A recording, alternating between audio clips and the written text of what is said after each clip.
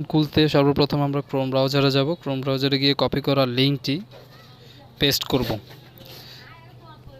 Paste করার পর এখানে সাইন আপ অপশন আসছে, আমরা এখানে ক্লিক করব। ক্লিক করার পর কন্টিনিউ উইথ গুগল এখানে ক্লিক করব।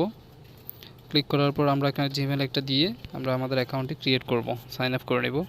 করার পর নেক্সটে ক্লিক করব। নেক্সটে ক্লিক করার পর আমাদের আবার নেক্সটে ক্লিক করার পর আমাদের আইডি হয়ে গেছে, মেন এখন দেখাচ্ছে। আমরা এখন ওপেন করলাম, ওপেন করে দেখলাম ঠিক আছে। এখন আমরা চলে যাব প্লে স্টোরে। প্লে স্টোরে গিয়ে বাইন্যান্স সার্চ দিব, বাইন্যান্সটা আমরা ইনস্টল করব। ইনস্টল করার পর ওপেন করব। ওপেন করার পর লগ ইনে দিব। লগ ইনে দেওয়ার পর আমরা আমাদের জিমেলটি দিয়ে লগ ইন করে নেব।